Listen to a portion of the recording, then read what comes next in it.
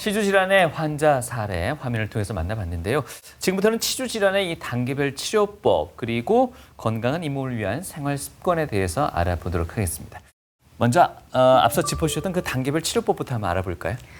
저희 치료법은 크게 이제 4단계로 이루어지는데요. 예. 크게 비외과적 치료와 외과적 치료로 나뉘게 됩니다. 우선 초기에는 비외과적 치료인 1, 2단계의 치료를 하는데요. 1단계가 많이들 알고 계시는 스케일링입니다. 2단계는 스케일링보다 조금 더 심화된 치료 과정으로 잇몸 밑에, 잇몸 하방에 있는 치석을 제거하고 잇몸의 염증을 제거하는 치근 활택술, 치은 연화, 소파술이 여기에 해당됩니다. 그리고 여기서 치주 질환이 더 진행이 되게 되면 외과적 치료를 받게 되는데요. 외과적 치료는 치주 판막 수술이라는 소위 잇몸 수술이라고 하는데요. 잇몸 수술이 해당하게 됩니다. 네. 여기에서 더 진행이 되면은 발치를 하게 되는데요. 아까 말씀드렸다시피 발치 후에는 그냥 방치해서는 안 되고 보철물이라든지 임플란트로 대체를 해주어야 합니다. 네.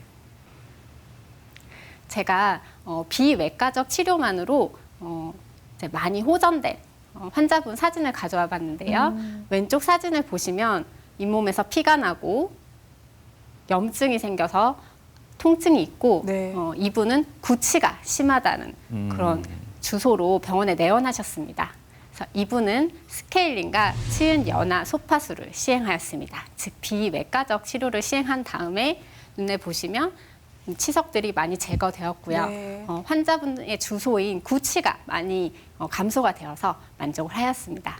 이분은 이 이후에도 치주 수술과 외과적 치료를 받았지만 비외과적 치료만으로도 이렇게 완화될 수 있다는 것을 보여드리려고 제가 사진을 가져와 봤습니다. 네, 사진만 봐도 정말 깨끗하게 정리가 된 게 눈에 보이네요. 네. 나라에서 지원도 되고 1년에 한 번은 꼭 스케일링을 이제 권하고는 있지만 이것도 또 너무 자주 하게 되면은 잇몸을 상하게도 한다 해서 약간 걱정하시는 분들도 특히나 나는 좀 잇몸이 약해가지고 네. 좀 받기가 좀 무섭다 하시는 분들도 계시더라고요. 네. 네. 병원에 내원하시는 분들이 그렇게 말씀하세요. 제가 스케일링 받고 났더니 이가 너무 시리고 또 치아 사이가 벌어졌더라라고 하면서 스케일링 받기를 거부하시는 분들도 간혹 계시고요. 질문하시는 분들도 많으신데요. 오해입니다. 스케일링을 받고 나면 치아에 붙어있던 치석들이 떨어지게 되면서 외부 환경의 자극이 치아에 직접적으로 가해지면서 일시적으로 시린 증상을 느낄 수 있습니다. 하지만 이게 무서워서 치석을 방치하게 되면 우리가 보이지 않는 잇몸 밑에서 치조골이 소실되기 때문에 더 위험한 상황이 될 수 있습니다. 네. 또 치아 사이에 공간이 벌어졌다, 치아 깎였다라고 표현하시는 네. 분들이 있는데요. 이것은 스케일링으로 인한 치아 공간이 생긴 게 아니라 이미 치주 질환이 진행돼서 치조골 소실이 일어나고 치아 공간이 생긴 부분에 치석이 생겨 있었던 것입니다. 그러면 스케일링을 진행하면 치석이 제거되면서 네. 보이지 않던 공간이 보이게 되면서 오해를 하게 되는 것입니다. 알겠습니다. 앞서 저희가 비외과적 치료에 대해서 들어봤고 이제 외과적 치료에 대해서 설명 이어주실까요?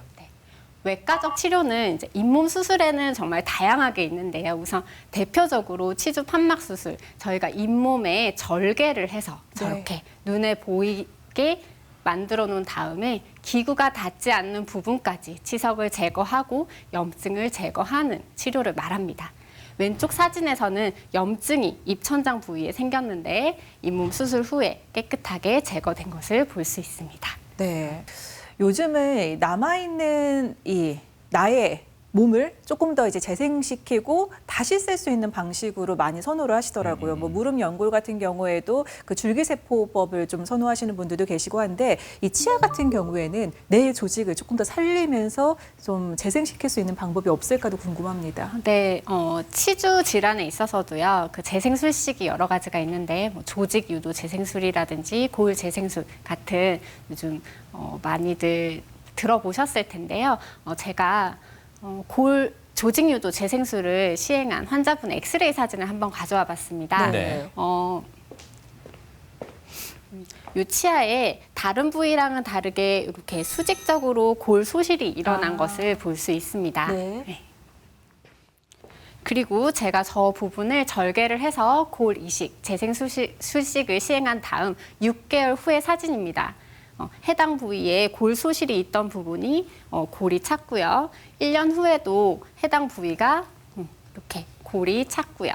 현재도 잘 유지되고 있는 환자분입니다.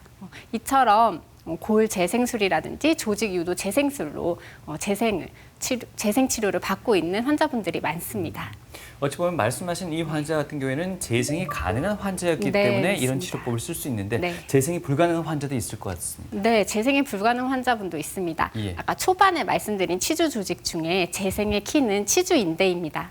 그래서 치아에서 치주 인대가 손상이 되거나 재생이 불가능한 아까 그 말기 치주형 환자들, 탐침이 8mm 이상, 치조골이 50% 이상 소실된 환자분들은 재생이 힘들기 때문에 저희가 재생 술식보다는 발치를 선택하게 됩니다. 네. 이런